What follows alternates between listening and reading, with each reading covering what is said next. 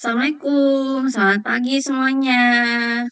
Suara saya kedengeran nggak teman-teman? Halo, Pagi. kedengeran ya? Oke deh, teman-teman kita mulai aja ya. Scan barcode-nya, tolong disiapkan device-nya untuk scan absensinya. Sebentar.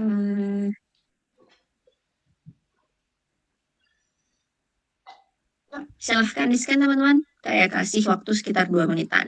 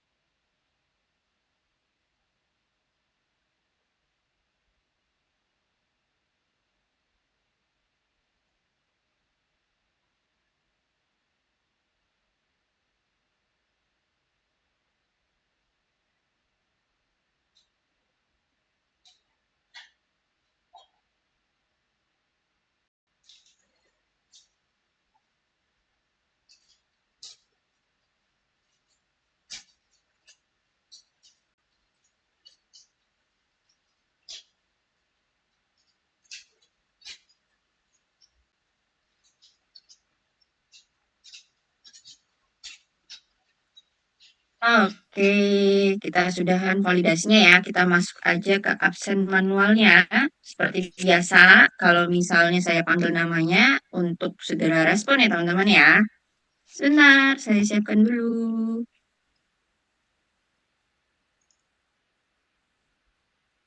Hmm, Nadia. Oke. Aristi Dwi Sari, ada. Hadir, Miss. Oke. Kemudian Elza Putih, ada Elza. Hadir, Miss. Oke. Hotma Yunita, ada Hadir. Yunita. Ada. Oke. Irul Masuda, ada Irul. Irul, Oh, melaceng. ada nggak Irulnya? Nge-freeze ya Irulnya? Kedengeran nggak saudara? Oke, ada Irulnya ya. Oke, kita ke atau ini saya yang jelek. Sebentar. Oh, enggak kok. Mahesa Adiota, ada Mahesa? Sayang, Miss. Nggak ada ya. Kemudian Muhammad Fakih, nggak ada juga. Oke. Terus kita ke Muhammad Muhaimin, Gak ada, Miss. nggak ada juga ya. Kemudian Nadia Paramita, ada Nadia. Hadir, Miss. Oke. Rizky Agusta, Hadir, Miss. oke. Kemudian Selby Dosbasnet, ada Hadir. Selby. Oke. Terus Sherly Anugrah, Sherly ada Sherly. Hadir, Miss. Oke. Talita Alisha, ada Talita. Nggak ada ya. Baik, kita absenin teman-teman. Kita simpan dulu. Oke deh, kita cross out sini. Oke. Nah, teman-teman, akhirnya kita masuk ke pertemuan ke-6. Minggu depan sudah masuk ke presentasi alias UTS tahap pertama. Kayak gitu ya, sudah dicicil kan ya? Apa namanya, segala persiapan dari bab 1 dan bab 2-nya. Nah, sekarang kita masuk ke bab 3 kayak gitu. Ibaratnya udah paling ujung terakhir nih, kayak gitu ya, yang akan teman-teman siapkan untuk kalau misalnya kalau lagi skripsian berarti udah di ujung mau seminar proposal nih, kayak gitu ya. Nah, kemarin sudah dicicil bagian paling susah dari bab 3 ya, si operasionalisasi variabel. Kemarin kalau saya sudah tunjukkan itu ada 7 subbab di dalam bab 3 kayak gitu ya. Nah, sekarang kita bahas bab 1, subbab 1 sampai bab 6-nya. Oke. Kita oke, Yarul udah di ini kok, udah di absen ya. Sama Adis. Oke, kita buka aja materinya dulu teman-teman. Sebentar. Oke.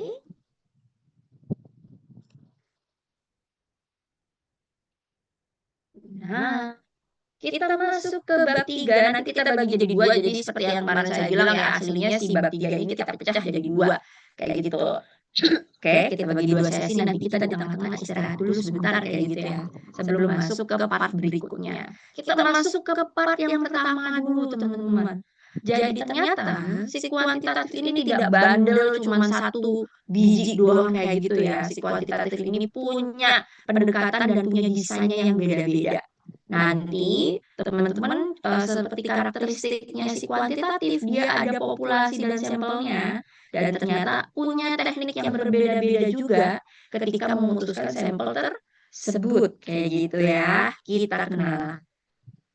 Kita masuk aja. Nah, kalau versinya teman-teman, pertama kali teman-teman masak yang teman-teman butuhin apa sih? Lebih ke apa dulu nih kalau versinya teman-teman? Versi kebahannya dulu atau versi belajar Resepnya dulu nih. bahannya dulu Resep. atau belajar masaknya dulu nih kalau versinya Adis. Ya. Oke, jadi kalau jadi kalau misalnya dikaitkan dengan metode penelitian teman-teman, nah apa sih kaitannya masak kayak gitu ya sama metode ini? Nah, ternyata sama-sama ada perkemiripannya, yaitu sama-sama butuh resep. Oke, apa sih resep ini? Kenapa dikaitkan dengan si bab 3? Nah, ternyata sama-sama berisi aturan dan langkah-langkah yang harus teman-teman ikutin biar masakannya jadi. Kemarin teman-teman ibaratnya sudah punya pembukaannya kayak gitu kan ya, kemudian bahannya sudah ditaruh semuanya di bab 2. Terus si bahan bab 2 ini mau kita apakan ibaratnya pertanyaannya? Maka butuh resepnya, aturan mainnya yang kita tulis di bab 3. Kayak gitu teman-teman ya. Si bab 3 ini ibaratnya resep kayak gitu ya, yang isinya aturan dan langkah-langkah dalam sebuah penelitian. Nah, oke kita punya populasi udah dikenalin di bab 2. Kita punya udah dikenalin di bab 1, detailnya ada di bab 2. Kita punya apa namanya konsep dan teorinya udah dikenalin di bab 1 dan detailnya ada di bab 2. Kayak gitu ya. Tapi cara penggunaannya kayak gimana? Semua ada di bab 3. Kita mulai aja. Ini capaian pembelajarannya ya, dimulai nanti tentunya kenalan sama jenis-jenis desain di kuantitatif ada apa aja, jenis-jenis pendekatan di kuantitatif ada apa aja, rumusnya ada apa aja kayak gitu ya. Ini salah satu dari mulai dari bab 1, bab 2 ini salah satu bab yang isinya hitungan sedikit doang, kayak gitu nggak banyak gitu ya. Teman-teman suruh mikir hitung-hitungan dikit kayak gitu. Jadi nanti belajar hitungan sedikit kayak gitu ya, pakai teknik yang mana ya, rumus yang mana ya. Nah, itu teman-teman kenalan semua di subbab ini. Terus ini tujuan dan manfaatnya nanti dibaca sendiri aja ya. Kita lanjut, jadi di tahap pertama ini, kayak gitu ya, kenalan sama si metodologi itu apa, kemudian approach dan desainnya, masuk ke populasi, dan apa aja sih biasanya kesalahan-kesalahan di 3.1, 3.0. Oke, itu tahap pertama ya, nanti ada tahap keduanya. kita kenalan dulu sama si bab 3 ini, teman-teman.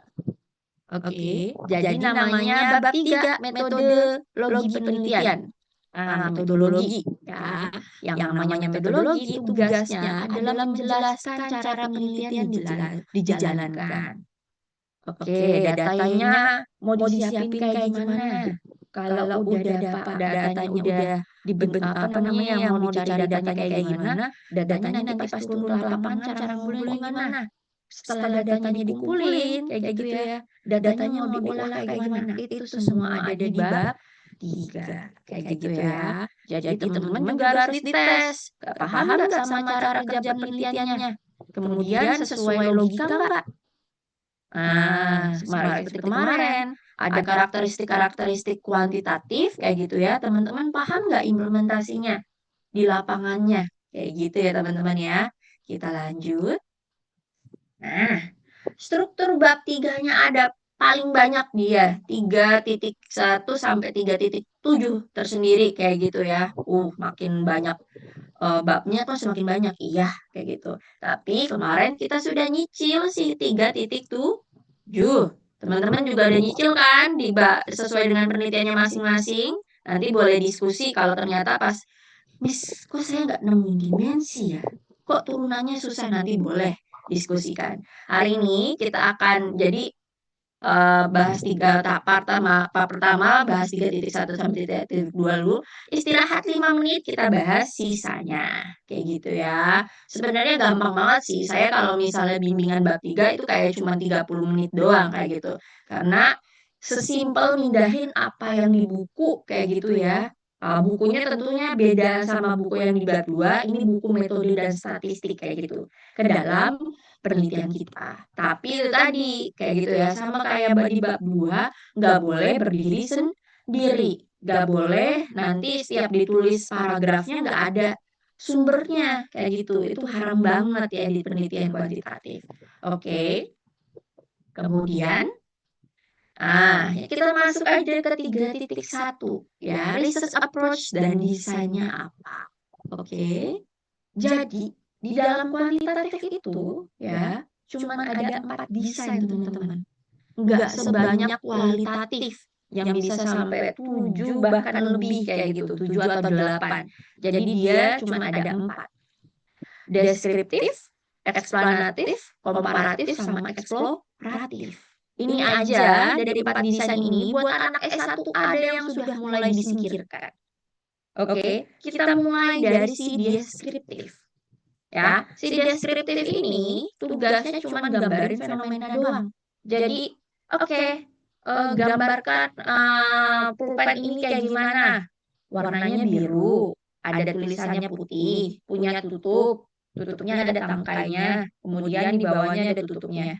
Ya, hampir mirip kayak deskriptif di kualitatif, tugasnya untuk menggambarkan. Cuman bedanya ini pakai angka.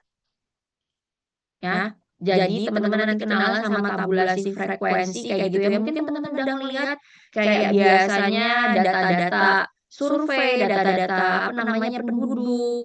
Berapa ya jumlah Gen Z di Jakarta kayak gitu. Nanti ada nilainya kayak gitu. Kemudian ada persentasenya, biasanya bisa dibikin pie chart atau tabel. Nah, itu adalah data deskriptif, teman-teman. Secara kuantitatif. Oke. Kemudian ada desain eksplanatif. Desain eksplanatif nih yang sekarang teman-teman lagi melakukan judul penelitiannya. Depannya selalu ada 2 kata unik. Bisa pengaruh X terhadap Y atau hubungan X terhadap Y. Namanya eksplanatif, dia menjelaskan sebab akibat. Jadi selalu ada X butuh pasangan Y. Nggak bisa dia kayak deskriptif, cuman berdiri sendiri. Teman-teman neliti X doang atau neliti Y aja. Ada juga sih penelitian deskriptif yang X dan Y kayak gitu ya. Cuman beda penggunaan katanya. Kalau di deskriptif itu katanya X berkontribusi terhadap Y. Tapi kalau di eksplanatif tadi ada kata pengaruh atau pakai kata hubungan. X berpengaruh terhadap Y. X memiliki pengaruh terhadap Y. X memiliki hubungan terhadap Y. Nah, jadi dia butuh pasangan untuk menjelaskan sebab dan akibat. Nah, kok ada yang satu pakai pengaruh, yang satu pakai hubungan, nanti kita kenalan teman-teman. Oke, kemudian ada si komparatif. Kalau si X sama si Y tadi ya dihubungkan, nah setelah dilihat X sama Y-nya, pengen lihat dari segi Gen Z kayak gimana, dari segi milenial kayak gimana, dari segi kelompok umur boomers kayak gimana. Nah, teman-teman bisa melakukan studi komparatif. Yang terakhir, namanya ada eksploratif. Sesuai dengan definisinya dan tujuannya, menjelajahi fenomena baru. Jadi, dia biasanya buat anak-anak S3. Misalnya nih, ada istilah baru di 2026 ini. Ya, kayak teman-teman, dulu kita tuh kenalnya cuman kotor dan jorok. Tapi kita tiba-tiba ngenalin istilah hoarding disorder. Hoarding disorder ini bisa diukur nggak ya pakai angka? Nah, itu adalah judul-judul penelitian eksploratif. Menemukan istilah baru, menemukan teori baru, menemukan alat ukur baru. Oke? Nah, teman-teman, buat anak kelas S1 kayak gitu ya, nggak usah muluk-muluk ya. Teman-teman cukup di kelas deskriptif dan eksplanatif aja. Bisa memahami dan bisa mengikuti aturan kuantitatif di deskriptif dan eksplanatif itu sudah luar biasa kok. Ya, jadi nanti kalau misalnya mau pindah ke komparatif dan eksploratif nanti aja kalau niat lanjut ke S2 atau S3 gitu ya. Teman-teman belum dituntut untuk membandingkan satu kelompok dengan yang lainnya, apalagi membuat teori atau konsep baru. Jadi cukup di deskriptif dan eksplanatif. Tapi kok Miss ngajarinnya pakai eksplanatif biar tingkat yang paling susah. Karena di dalam eksplanatif nanti ada deskriptifnya juga. Kayak gitu teman-teman ya. Jadi ini yang akan kita pakai sebenarnya udah ketahuan jawabannya. Desain penelitian yang akan kita pakai pasti eksplanatif. Karena sebuah judul teman-teman harus wajib depannya pengaruh. Kayak gitu ya teman-teman. Oke, kita lanjut dulu. Jadi isinya gimana sih di 3.1 ini? Isinya cuma terdiri dari 4 paragraf aja teman-teman. Ya, paragraf pertamanya ya kita jelaskan pendekatan yang kita pakai alias si kuantitatif. Kasih definisinya, ngambil dari buku-buku atau jurnal, apa sih kuantitatif tersebut? Taruh di paragraf pertama.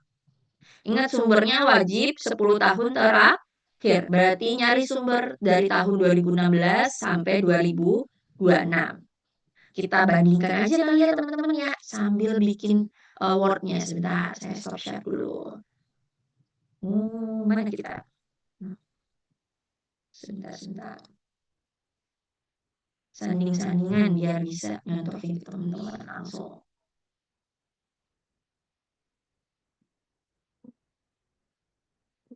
Oke, kayak gini ya. Sebentar. Share-nya kita enaknya kayak apa? Pakai screen aja. Screen aja deh. Nah, oke. Ini ya, udah kelihatan ya teman-teman ya.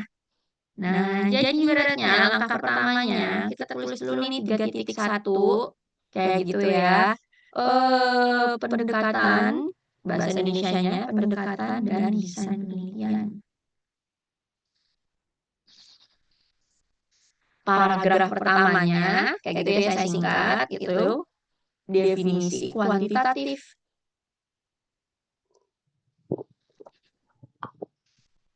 Pakai sumbernya, sumber wajib dari buku kalau bisa kayak gitu ya. Sumber buku metode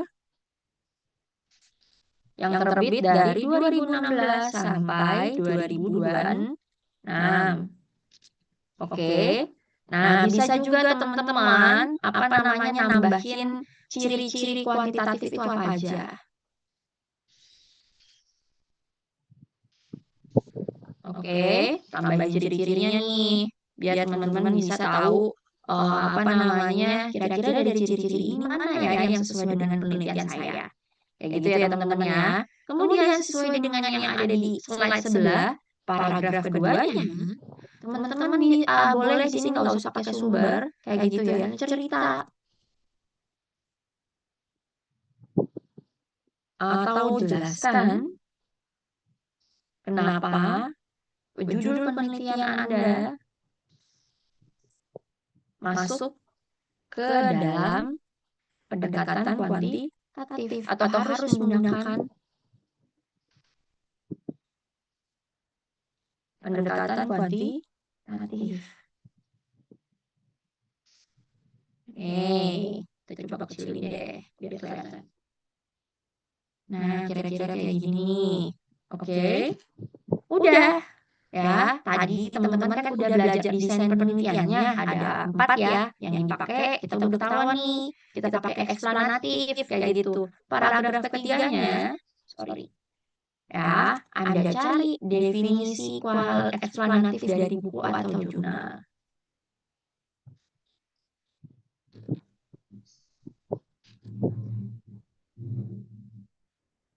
Sama sumbernya dari buku kayak gitu ya, cari e-booknya e-booknya metode banyak ya, buku metode penelitian ya, 2016 sampai 2026. Oke. Paragraf keempatnya sama kayak paragraf keduanya ya, jelaskan alasan bagaimana penelitian Anda menggunakan harus menggunakan desain eksplanatif. Nah, simpan ya teman-teman ya. Nanti saya tunjukin deh contohnya. Kira-kira bagian subbab pertama ada pertanyaan atau enggak teman-teman? Udah jelas ya? Oke, kita masuk dulu ke berikutnya. Nah, ini contohnya juga ada. Nanti teman-teman bisa ikutin kayak gitu ya. Nah, masukin definisinya nih, kasih sumbernya nih kayak gini nih, Pak Sugiono bla bla bla. Yang bagian paragraf 2 sih sama paragraf 4 nggak usah kasih sumber. Kayak gitu ya. Karena teman-teman bisa nyeritain berdasarkan pengalaman masing-masing. Sebentar.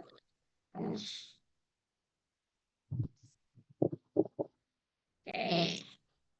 Kita lanjut. Nah, masuk ke 3.2, populasi sampel dan teknik sampling. Kita kenalan dulu ya, ini saya gedein dulu. Shoot. Oke.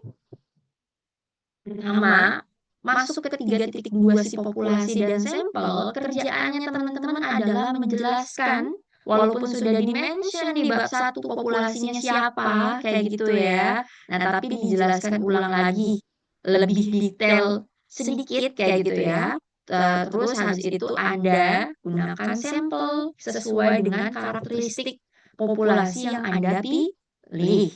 Oke, kita kenalan. Nah, masuk ke 2.1 si populasi. Oke, jadi apa sih populasi tersebut? Ternyata si populasi ini bisa manusia, bisa benda, bisa hewan, asalkan dia tergabung dalam satu kelompok yang sama, punya sifat yang sama, kayak gitu ya, punya karakteristik yang sama. Tapi benda-benda tersebut dari mulai manusia sampai hewan tersebut kayak gitu ya, atau apapun kayak gitu ya, itu harus bisa diteliti. Percuma mereka terkumpul dari satu tempat tapi mereka nggak bisa diteliti. Oke. Nah, jadi misalnya kayak gimana sih? Anggaplah teman-teman sama-sama mahasiswa kelas karyawan Universitas Berkeley. Lalu karakteristiknya apa? Kemiripannya apa? Sama-sama mahasiswa kelas karyawan, sama-sama anak Universitas Berkeley. Maka Anda sudah dianggap satu populasi. Kok bisa hewan atau tumbuhan? Iya dong. Misalnya hewan kayak gitu ya. Ambillah mereka ngambil teman-teman penelitian domba di New Zealand kayak gitu ya. Mereka makan dari tanah yang sama, mengalami iklim yang sama, kayak gitu ya. Maka kemungkinan nanti mereka punya sifat yang sama. Tumbuhan juga sama. Kalau misalnya lahir di tanah yang tandus kayak gitu ya, akarnya akan beda sama yang tinggal di tanah yang subur. Itu adalah populasi. Jadi nggak selalu harus manusia. Tapi karena kita penelitian sosial tentunya neliti tentang manusia.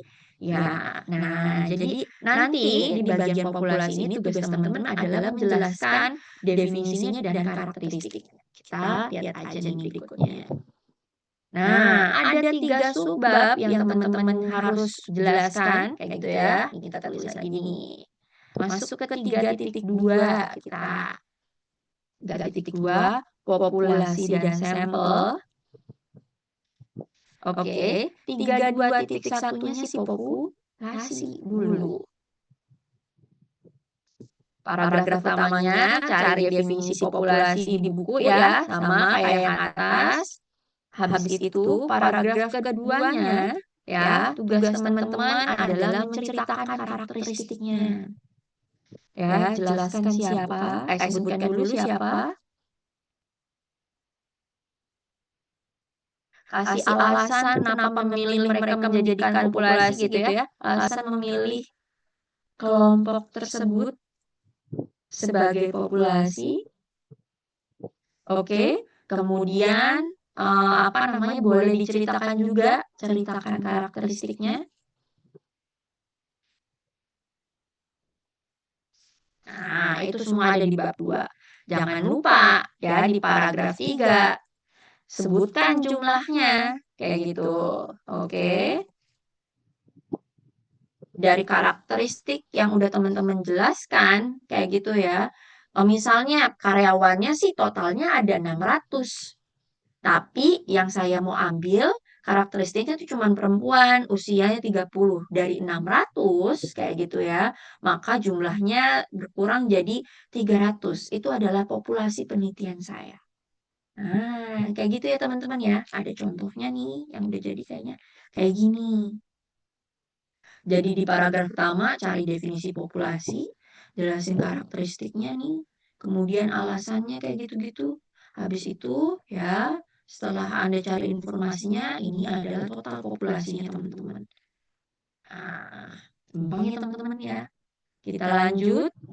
Habis teman-teman jelasin si populasinya, tugas Anda adalah membuat partikel terkecil dari populasi tersebut alias nyari sampelnya. Nah, di sini 32.2 sampel. Oke, kita bahas dulu si sampel ini isinya ngapain sih? Sampel ya, sebagian anggota populasi yang diambil menggunakan teknik samplingnya nanti kayak gitu ya. Kalau sekarang sih nanti berubah dulu 3-2-2-nya teknik sampling baru si sampelnya teman-teman. Mungkin nanti akan kita ubah juga. Oke, jadi si sampel ini ibaratnya dari 600 ambillah beberapa orang yang cuma mewakili. Oke, karena dianggap karakteristiknya sama, cuma ngambil beberapa orang juga sudah bisa mewakili seluruh populasi. Oke, dari ratusan juta orang Indonesia, kayak gitu ya, kita ambil nih, misalnya 100-100 per wilayah. Karena dianggap 100-100 tersebut sudah mewakili wilayah atau seluruh masyarakat Indonesia. Jadi hanya diambil partikel kecilnya doang. Dianggap bahwa kelompok kecil tersebut kalau disatukan kayak gitu ya sudah bisa mewakili populasi. Kita lanjut teman-teman. Ya, nah sebelum masuk ke dalam menulis si 322 ya si sampel ini, teman-teman harus kenalan dulu sama ukuran sampelnya. Kita pakai 3 yang biasa digunakan anak-anak S1. Ada yang namanya rumus Lovin, ada yang namanya Craig-Morgan, saya cuma manggil Morgan dong kayak nama depannya tuh susah banget ya gitu ya. Terakhir ada rumus Lamislov. 3 rumus ini ya digunakan dengan situasi yang berbeda-beda teman-teman. Oke, ini kita kenalannya. Si rumus Lovin ya, rumus Lovin ini paling banyak dipakai kalau teman-teman lihat skripsi hampir semuanya dipakai. Tapi ya, teman-teman harus udah tahu berapa margin of error-nya. Apa sih margin of error itu? Margin of error itu adalah tingkat kesalahan. Oke, anggap sebuah penelitian paling sempurna itu dikasih nilai 100%. Tapi yang namanya dikerjain sama manusia, gak mungkin penelitiannya bakalan sempurna 100%. Ada kesalahan dan ada kebenarannya. Namanya margin of error adalah derajat kesalahan, teman-teman. Oke, ya. Jadi di sini ada satu namanya margin of error. Oke, derajat kesalahan. Kita anggap sempurna itu 100, kayak gitu ya. Kalau misalnya teman-teman itu benarnya 95%, maka derajat of error-nya berapa? Margin of error-nya itu ya, kita singkat ini deh, sorry. MOS. Maka gampang, tinggal 100 dikurangin 95. Jadi dapatlah 95%. Sorry, 5%. 5% derajat kesalahannya.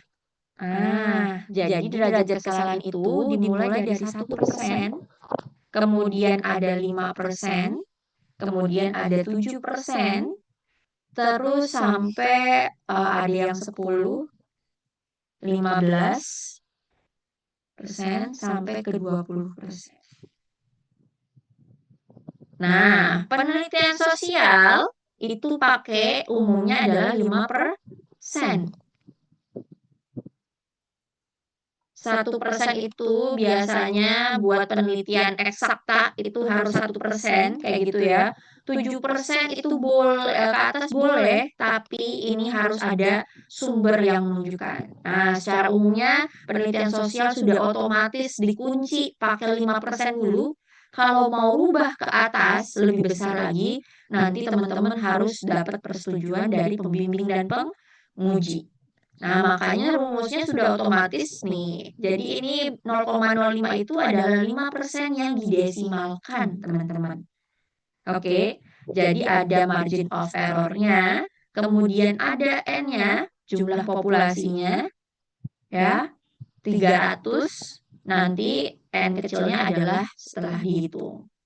Jadi masukkan nih 300, ditambah 1, tambah 300, masukin 0,05 dikuadratkan. Oke, terus karakteristik berikutnya dari si rumus Levin ini, karena ada si N besar, maka teman-teman harus mengetahui jumlah populasinya.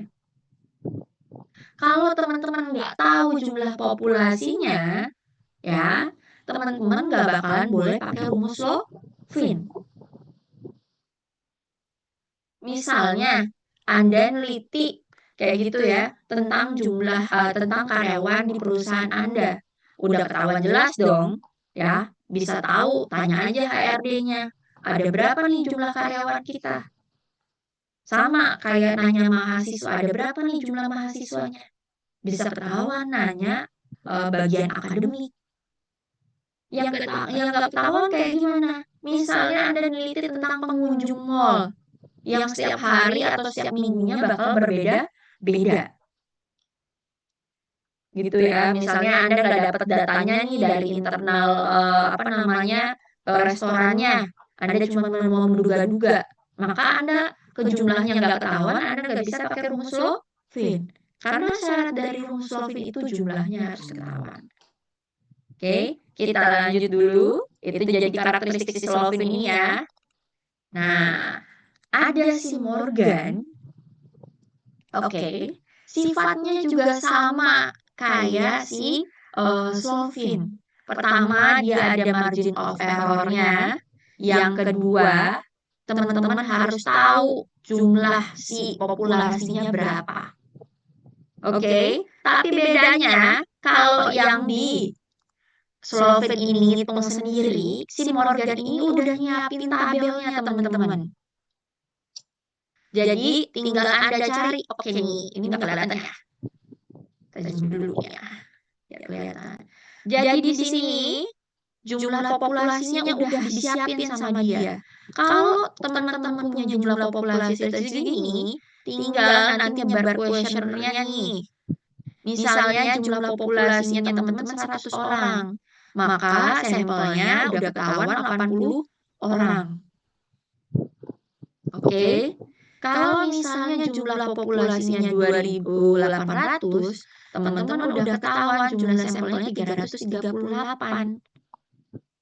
Udah disiapin sama si Morgan. Beda kalau si Slovin kita ngitung sendiri. Kayak gitu teman-teman. Oke.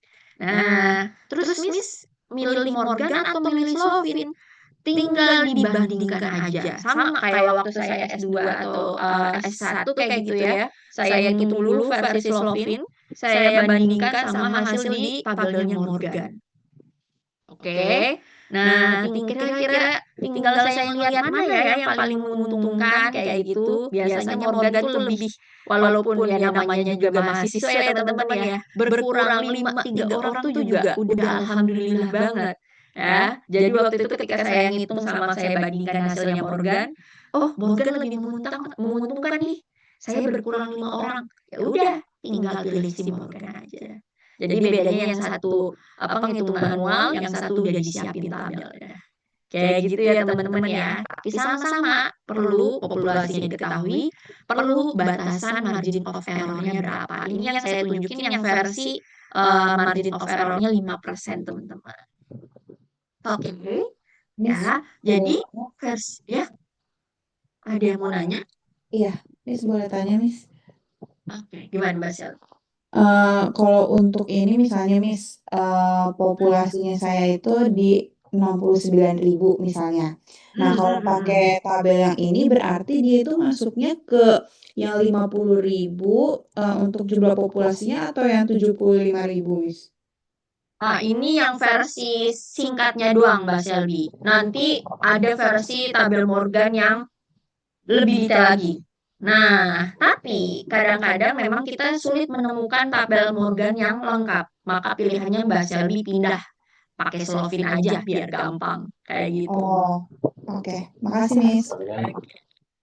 Ada lagi yang mau ditanyakan sebelum kita pindah? Mau nanya, Oke, kita ke Oke, boleh. Gimana Mbak Dika? Betul.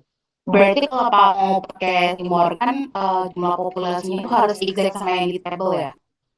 Iya, betul sekali kayak gitu. Nah, kadang-kadang, tapi ada sih momen dimana Miss saya udah nyari berbagai macam sumber nyari si Morgan ini saya nggak ketemu. Tapi kayak Mbak Selby tadi kayak gitu ya, dia 18 bukan, misalnya dia 1799. Biasanya kita ngambil paling dekat nih, dibulatkan jadi 1800. Kayak gitu. Itu masih boleh. Nah, tapi ada juga nanti tergantung lagi-lagi kembali ke penguji. Ngapain sih lo ribet-ribet banget sih nyari Morgan? Udah ngitung sendiri aja pakai Slovin. Kayak gitu. Ya, memang biasanya Morgan dipakai untuk populasi-populasi yang nilainya bulat. Paling gampang kayak gitu. Ya, gitu ya Mbak Nita ya, Mbak Selby. Silahkan dicoba dan dibandingkan. Tapi nanti boleh ngikutin Miss mau pakai Morgan, tapi populasinya segini. Boleh nggak dideketin kayak gitu. Tapi nggak boleh nyari yang paling jauh ya. Misalnya tadi 1799 tapi lebih milih 1700 bukan 1800. Nah, itu nggak boleh ya. Jadi paling dekat-dekatnya sama siapa. Oke. Udah jelas? Jelas Nah, Miss. Oke, kita lanjut ke yang terakhir, Jelas. sila Maslow, Bosan teman-teman. ukuran sampel dengan populasi yang lain. Oke, jadi sila Maslow ini beda dari keduanya, kayak gitu ya, sama-sama membahas ada margin of error-nya, kayak gitu ya, sudah otomatis 5%, tapi ini tadi buat populasi yang enggak ketahuan berapa jumlahnya. Nah, misalnya teman-teman kemarin menurut saya ada yang neliti tentang konsumennya Starbucks, dia bingung nih, konsumennya per harinya berapa ya? Mana dia nggak magang di Starbucks lagi, kayak gitu. Nah, jadi dia mau neliti tentang aksi boykot Starbucks tuh kayak gimana waktu itu. Maka dia nggak pakai Slovin, nggak pakai tabel Morgan, dia pakai si rumus Lameslaw ini. Ya, jadi dia sudah ketahuan nih aturannya. Kalau dia pakai 5%, kayak gitu ya, maka nanti angka ini udah otomatis sampel 1,96. Tinggal teman-teman hitung. Nanti bakal berubah lagi kalau misalnya 90%, 97%, kayak gitu-gitu. Nah, kita harus nyari buku Lameslaw-nya langsung. Nah, ini yang saya tunjukkan karena kita penelitian sosial, sudah otomatis pakai 5%, maka angka Z-nya ini sudah otomatis 1,96. Oke, gitu ya kira-kira. Nah, coba kita lihat berikutnya. Ada soal nih. lagi. Kita coba teman-teman hitung. Kita tunjuk ya. Silahkan saya kasih waktu 1 menit. Aduh anjing. Kita ke siapa dulu ya? Kita ke Shirley dulu deh. Share? Ada Shirley kan ya? Belajar ini. Iya, Miss. Oke, Share. Gimana Share? Hasil hitungannya pakai rumus Lovin dapat berapa Share? Mau lihat lagi rumusnya? lagi Miss. Boleh, Miss. Oke, kita lihat. Boleh di screenshot satu-satu ya.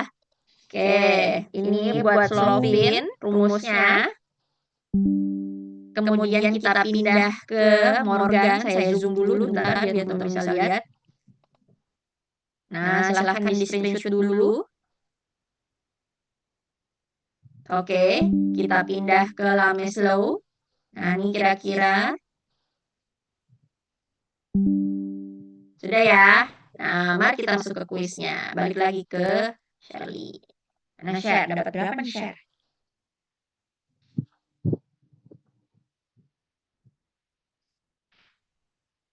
Saya yang lain juga boleh ngitung ya. Dapat berapa nih?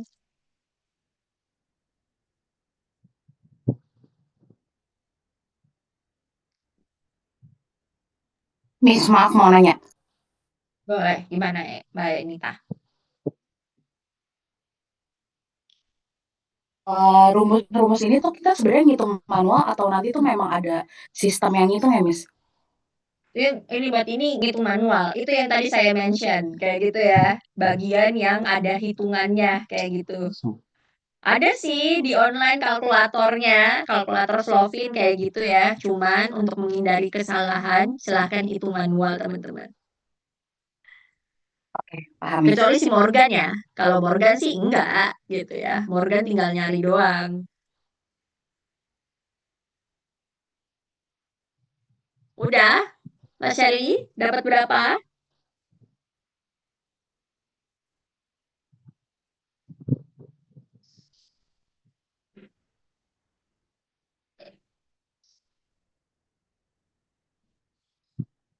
N-nya berapa coba?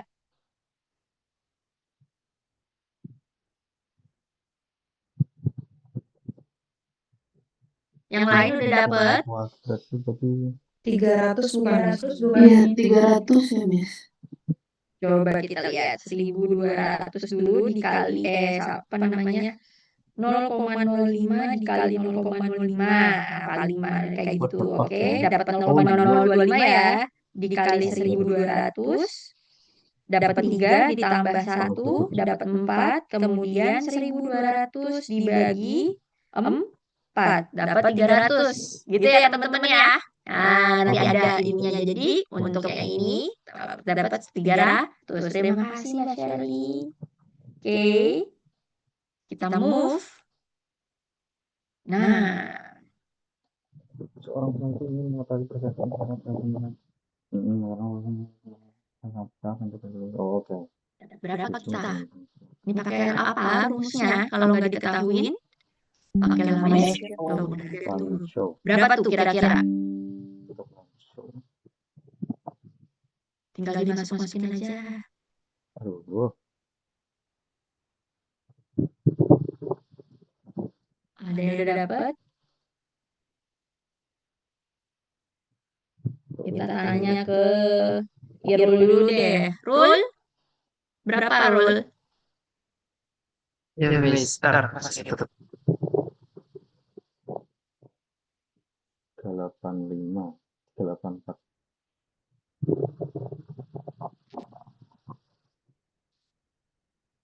Line show. Line show.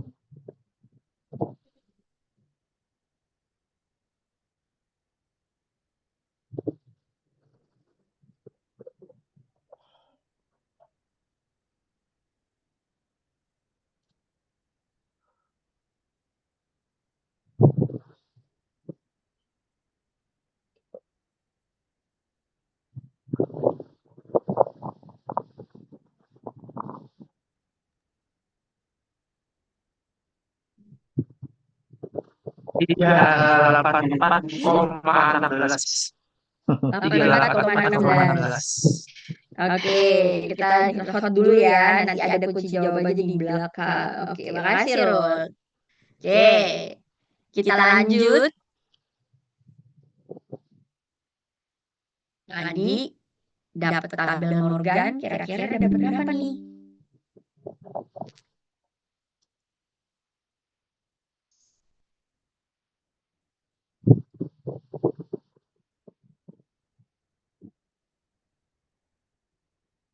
Oke, kita tanya ke siapa ya?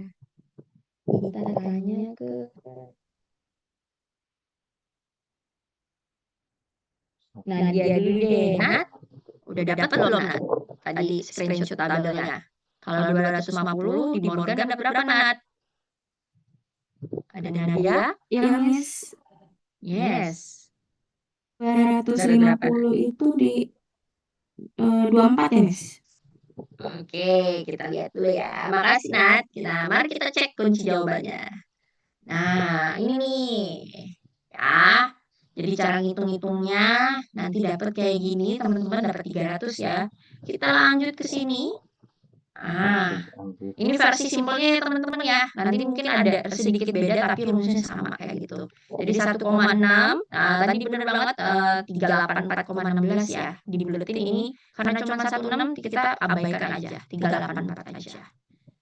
Oke. Kemudian kita lanjut nih ke Morgannya. Nah, salah baca ya tadi ya. Harusnya 210 dapat 152. Wah, ke sebelah sini ya. Jadi bukan ke sebelah sininya. Oke. Jadi ini N-nya, ini sampelnya. Kayak gitu. N ke sebelahnya. Kayak gitu ya. Oke, teman-teman. Nah, gimana? Udah bisa? Udah tahu mau pakai rumus apa? Nah, nanti tergantung lagi sama teknik samplingnya. Oke, kita ini dulu aja. Lanjut ke akhirnya. Nah, ini kira-kira perbandingannya nih. Teman-teman biar nanti makin mantap mau pakai rumus yang mana. Oke. Kita lanjut dulu ya. Cara penulisannya kita masuk nih ke sini, ke sampelnya kayak gitu ya. Ini saya turunin dulu deh ya.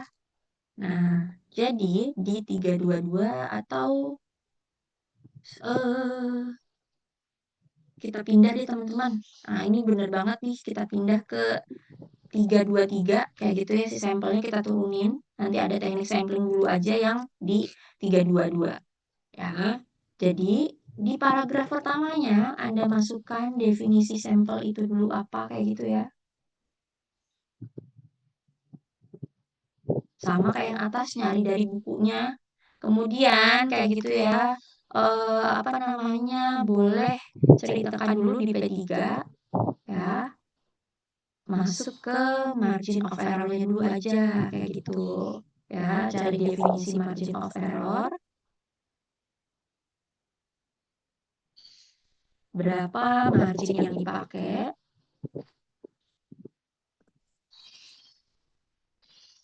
Sebenarnya kita sudah saklek ya, nggak boleh diganti-ganti, sudah pakai 5%. Nah, biasanya di bagian ini kayak gitu ya, teman-teman nyari, sorry saya lebar dulu deh. Teman-teman nyari tuh apa namanya pernyataan bahwa penelitian sosial wajib menggunakan 5%. Itu dicari sumbernya tuh. Kayak gitu ya. Kemudian habis nyari definisi margin of error dan berapa yang dipakai alias 5% itu, pilih deh gitu ya. Jelaskan metode ukuran sampel yang dipakai.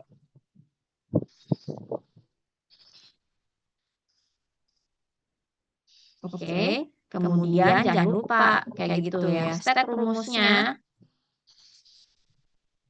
Habis udah step rumusnya kayak gitu ya, habis itu hitung jangan lupa ya, jangan cuma ditulis doang. Oke, tampilkan perhitungannya. Oke, habis tampilkan perhitungannya paragraf keempatnya kayak gitu ya. Sorry, ini paragraf 2 ya. Paragraf 2, ini paragraf 3. Paragraf keempatnya buat kesimpulannya.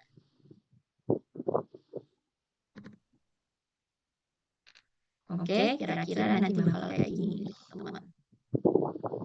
Ini versi yang ini ya. Uts. Nah, itu deh. Ya, jadi definisi ininya kayak gitu ya. Mention berapa ininya, pakai derajatnya apa yang kurang, definisi dari margin of error-nya. Kemudian pakai rumusnya apa? Kalau udah pakai Slovin kayak gitu ya, sebutin rumusnya, hasil hitung-hitungannya tunjukin, kemudian nanti harusnya ada ini nih biasanya nih, ini ditaruh di bawah rumus. Kayak gitu. Oke, simpel dan gampang ya teman-teman ya. Ada pertanyaan dulu nggak untuk buat sampel ini? Ada yang masih bingung? Jadi kalau untuk my job untuk sampelnya menggunakan tabel, berarti kita input tabelnya. Tabelnya kalau pakai si Morgan, biasanya tabelnya nggak ditaruh di sini, Rul. Tabelnya ditaruh di lampiran, nanti tinggal bilang aja berdasarkan tabel Morgan, sumbernya dari mana, kayak gitu ya. Dengan sampel ini, maka dengan populasi segini, maka didapatkan sampel segini, kayak gitu aja sih. Nah, tabelnya tetap di lampiran. Oke. Sama itu Miss, yang 3.2.2 itu nanti rencananya mau diisi apa Miss? Ini habis ini roll. Kita pindah kayak gitu. Oke ya. Habis ini ini harusnya di 3.23 kayak gitu ya. Cuman kita nyesuaiin dengan pedoman skripsi yang baru, dia naik dulu ke 2.2. Nah, jadi di sini namanya teknik sampling. Oke, kita kenalan sama si teknik sampling. Kita tarik dulu. Nah, kenapa sih akhirnya si teknik sampling ini naik ke 3.22 di pedoman skripsi yang baru kayak gitu ya? Karena nanti dia yang bertugas nentuin dulu kayak gitu ya, termaksud nanti jumlah ukuran sampelnya berapa kayak gitu ya, rumus mana yang kita pakai. Nah, makanya dibalik sekarang teknik sampling muncul terlebih dahulu sebelum sampel, teman-teman. Kayak gitu ya. Apa sih jadinya teknik sampling itu? Kayak gitu. Cara menentukan sampelnya kayak gitu ya. Sehingga nanti ukuran sampelnya sama sifat-sifat apa yang harus muncul. Oke, kita lanjut dulu nih. Nah, tapi teknik sampling itu ada 2 dan ada banyak teman-teman. Ya, ini mau nggak mau nanti teknik sampling yang teman-teman gunakan harus teman-teman hafalin di luar kepala. Yang pertama ada si probability sampling. Kata kuncinya dia memberikan peluang yang sama. Jadi kalau di dalam satu kelas, dalam satu kelompok ada perempuan dan laki-laki, dia nggak akan mandang gendernya. Dia nggak akan membedakan usianya. Yang penting dia ada dalam satu kelompok yang sama. Udah, itu toh. Itu adalah probability sampling. Ada versi yang membedakan atau membatasi peluangnya, yaitu non-probability sampling. Tadi yang saya contohkan. Mereka sama-sama mahasiswa Universitas Bakri. Tapi penelitian ini cuma dikhususkan untuk perempuan. Selain itu, selain perempuan, dia harus maksud kelompok usia Gen Z. Selain itu, ya, dia harus sudah pernah belanja di e-commerce Shopee.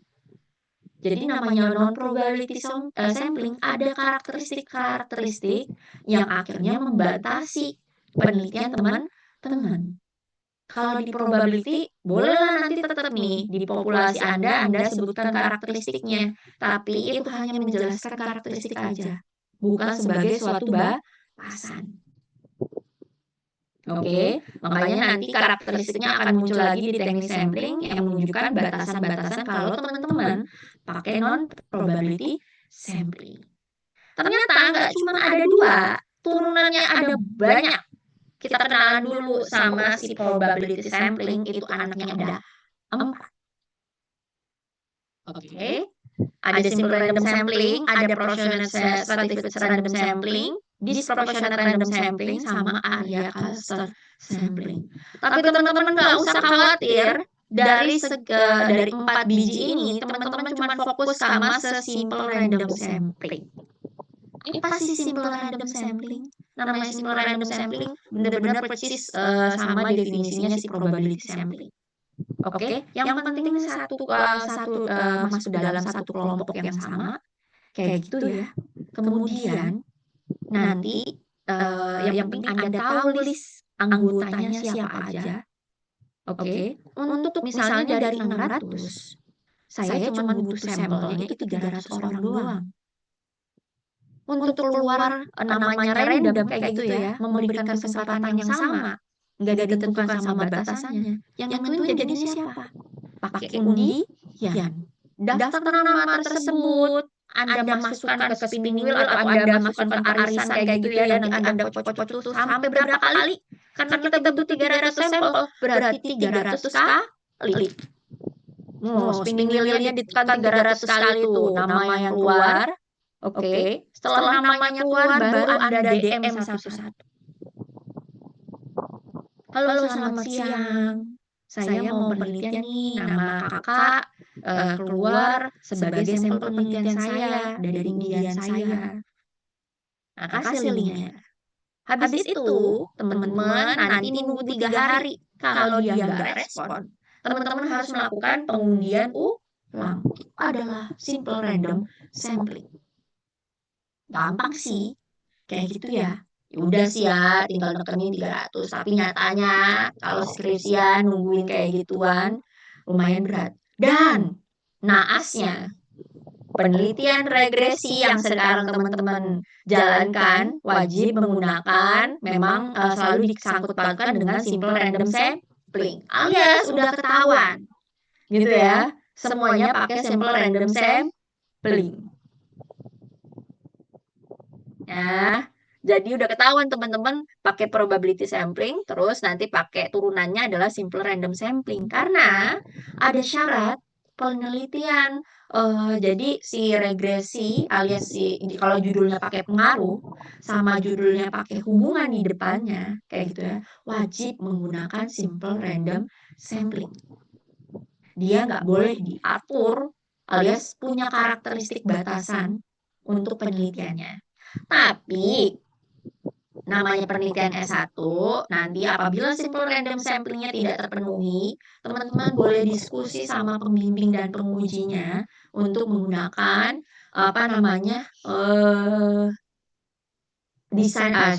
teknik sampling yang lainnya. Oke. Nah, tapi simple random sampling itu dipakai kalau ternyata sampel teman-teman banyak jumlahnya. Lebih di atas 100 sampai 150 orang. Itu baru kita pakai simple random sampling. Nanti ada lagi nih jenis yang lainnya. Oke. Ini mau saya jelasin yang 3 lainnya atau fokus ke simple random sampling aja? Mau pusing atau mau langsung kita pindah? Gimana? Mau dijelasin atau enggak? Ada beberapa miss, nggak usah ada miss, atau juga enggak gitu. Jelasin aja. Oke.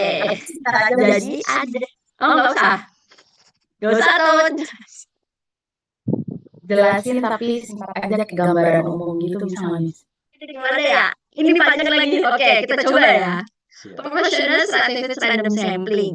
Misalnya, kayak kalau di kelas karyawan cuma ada 2 peminatan ya, Markom sama PR ya teman-teman ya. Nah, jadi oke, populasi luasnya mahasiswa Universitas Bakri. Di dalamnya gitu ya, ada tingkatannya lagi. Ada anak Markom, ada anak PR. Namanya proportional statistics random sampling alias proporsi. Jumlahnya bakalan sama. Oke, kita butuh 300 sampelnya. Berarti 150 diambil dari anak Markom, 150 diambil anak PR. Proportionate. Proporsinya sama. Tapi itu tadi udah ditentuin 150 dari Markom, 150 dari PR, random samplingnya tetap daftar namanya untuk menentuin ini 150 dari ini, kita ngelakuin undian selama 150 kali. Yang di sini juga dilakukan undian 150 kali. Itu adalah proportionate statistic random sampling.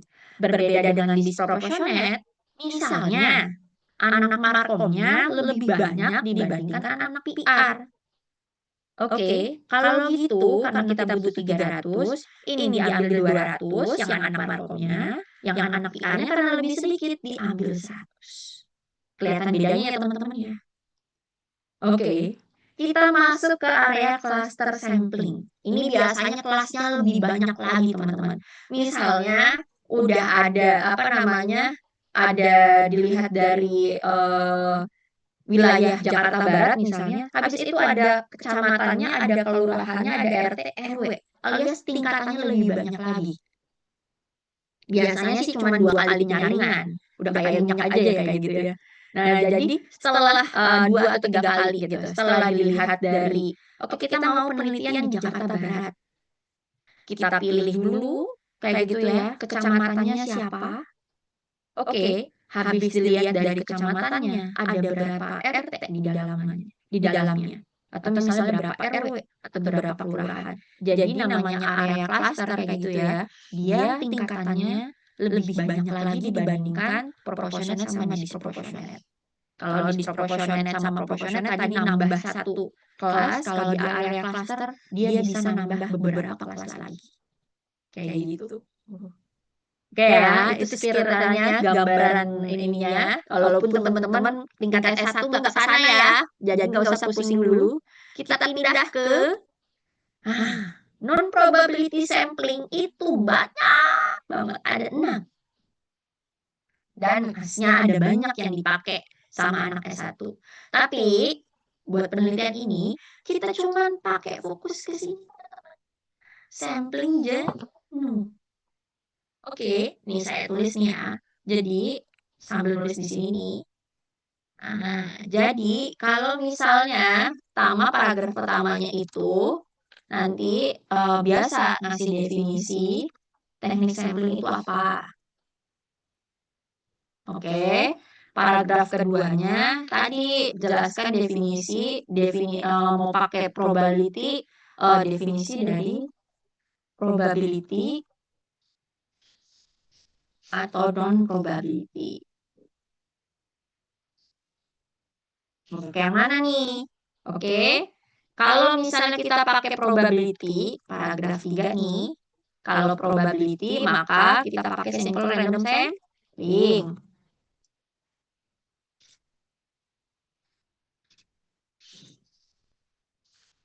Oke, kita pakai simple random sampling. Kasih definisinya gitu ya, sama kasih definisi. Kalau teman-teman pakai non-probability, maka kita pakai sampel jenuh.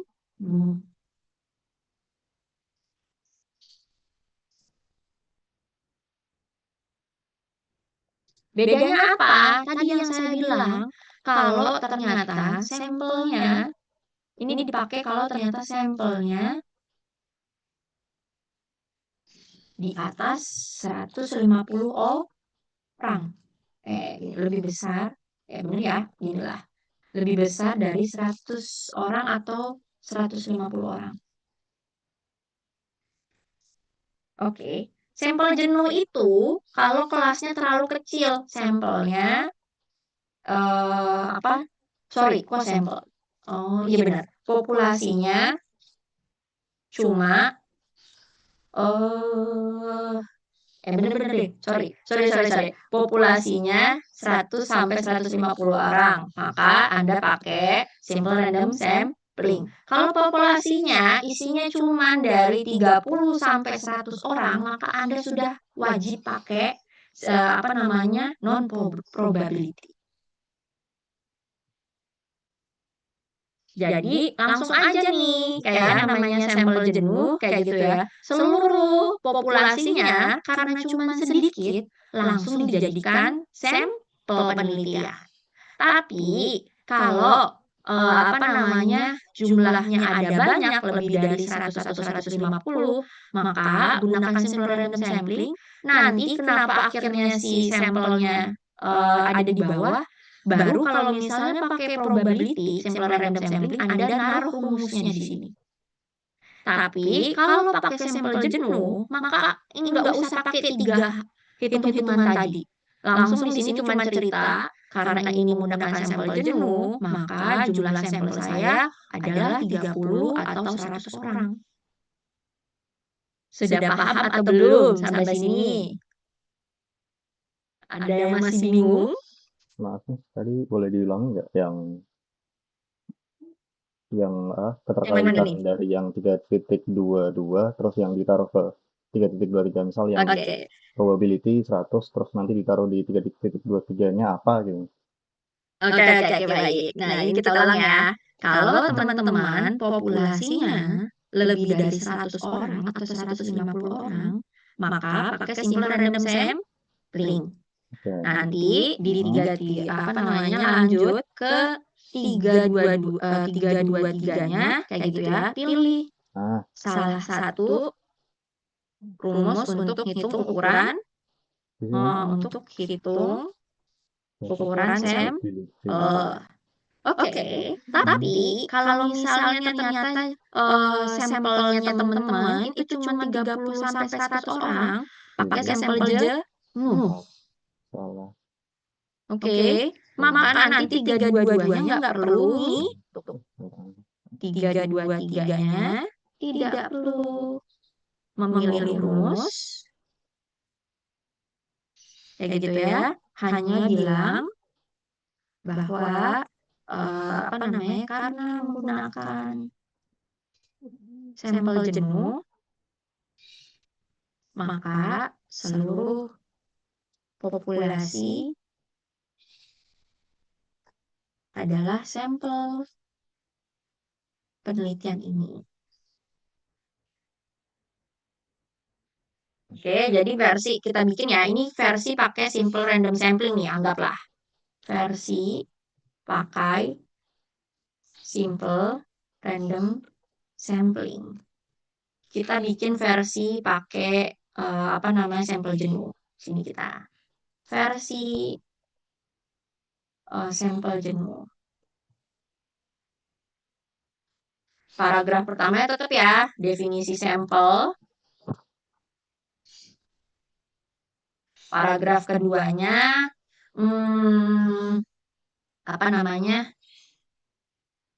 ini tetap margin of error-nya ngikut, kayak gitu ya. 5%, tetap 5%, kayak gitu. Kemudian tadi paragraf ketiganya adalah si ini.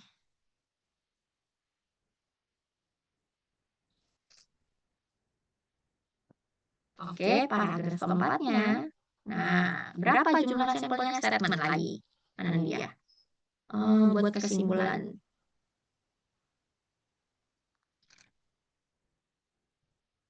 Alias, sebutkan lagi berapa jumlah sampel.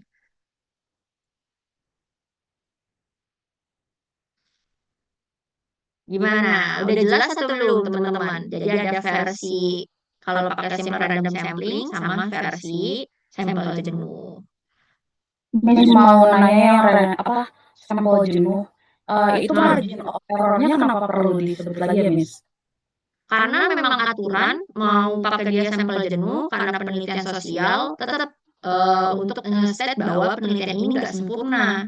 Kayak gitu, tetap ada kesalahannya, kemungkinan kesalahan yang akan muncul adalah 5%, kayak gitu.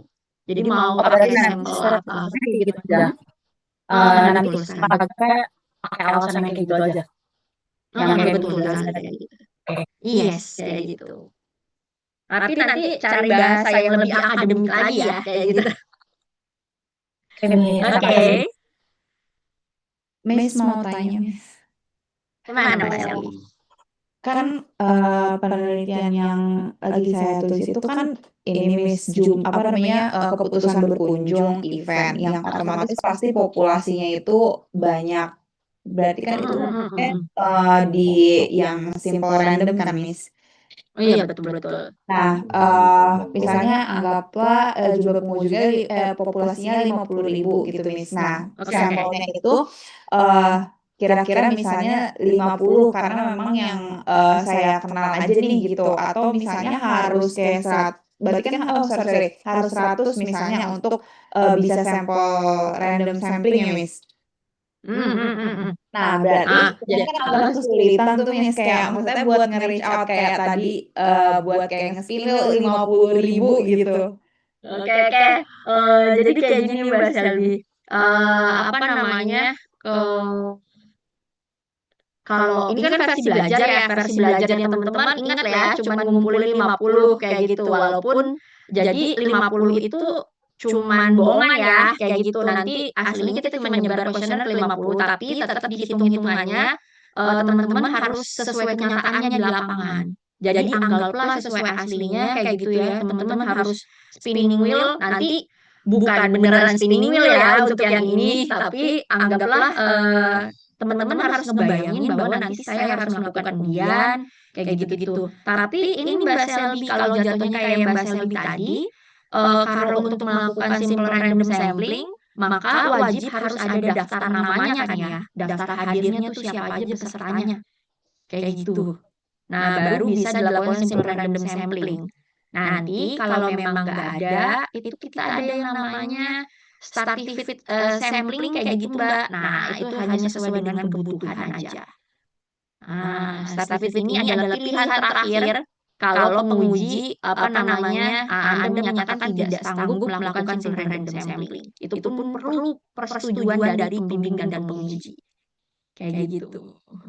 Oke. Berarti kalau yang ini tetap 50 aja berarti ya untuk Oh enggak, tetap buat kasusnya Mbak Selvi tetap pakai simple random sampling. Anggaplah aslinya di lapangan akan seperti itu. Tapi nanti pas sudah masuk setelah UTS, kita cuma nyebar ke 50 orang doang. Kayak gitu Mbak Selvi.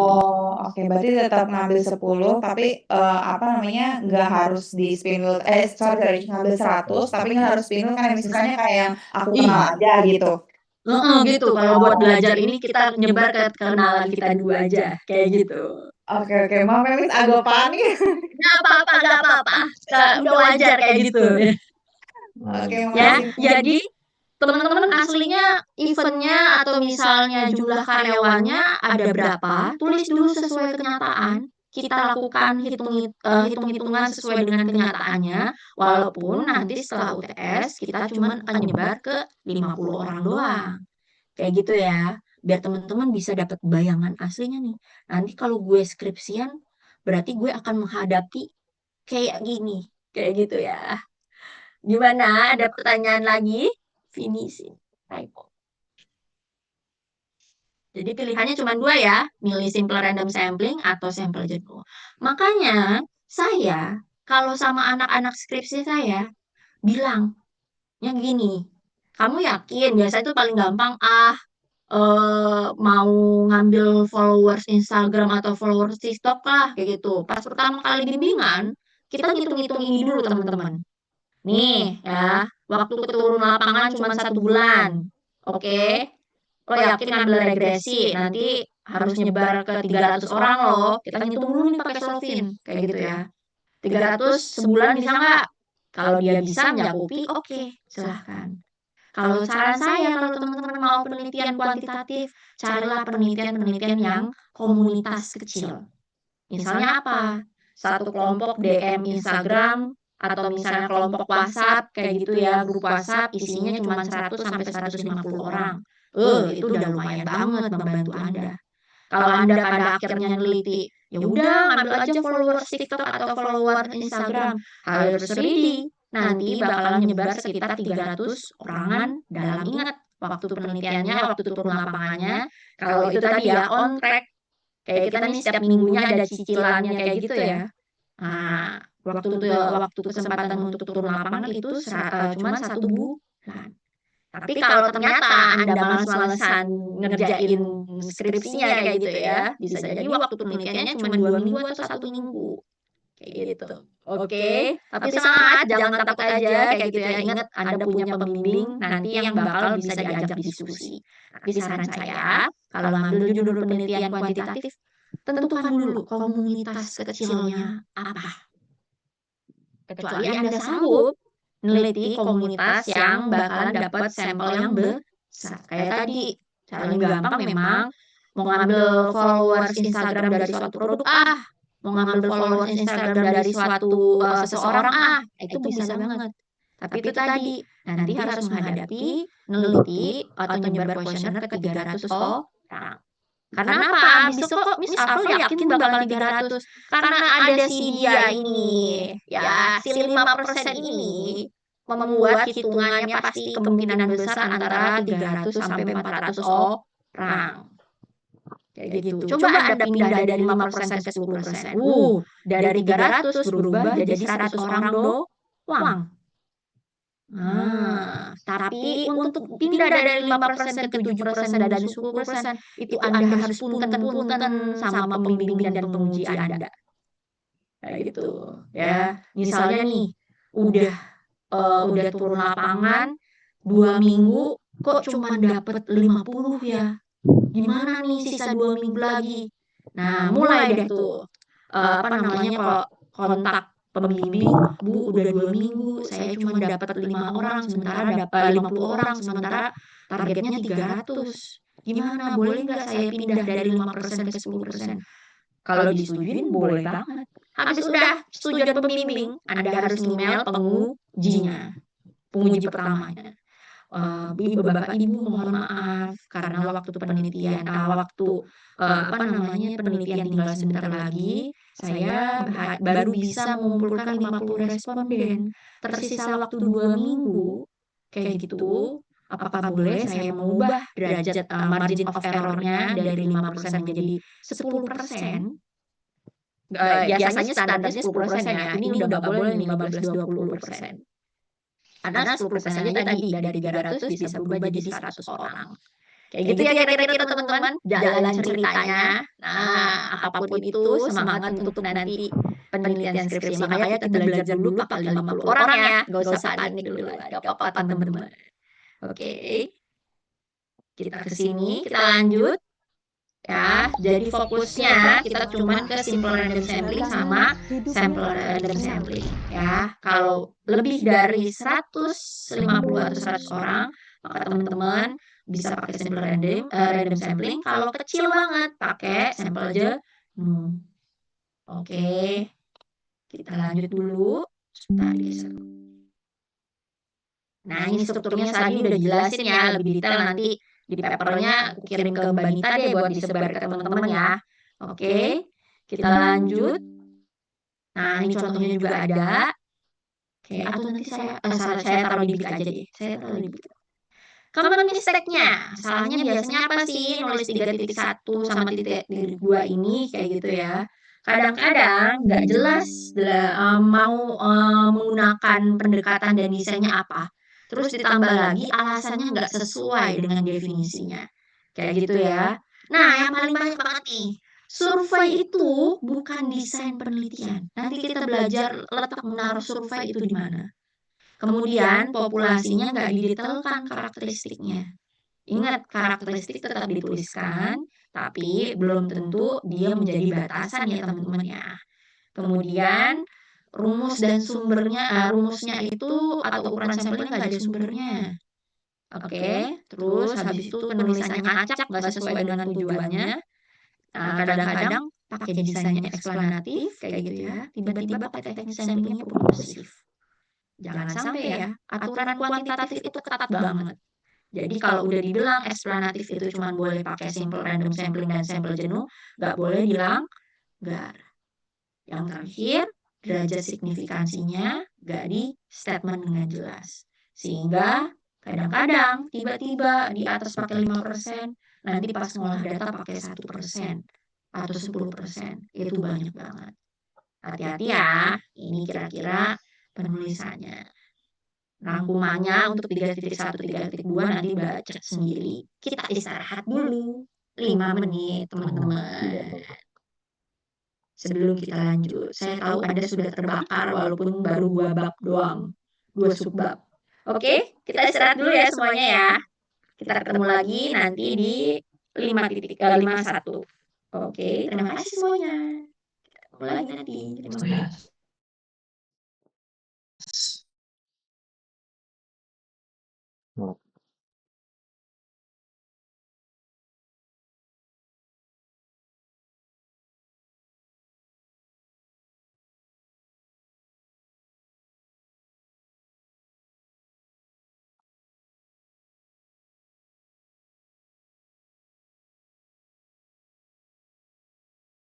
Oh,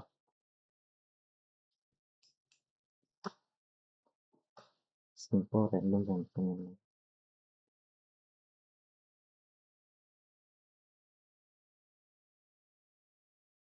Ngacak.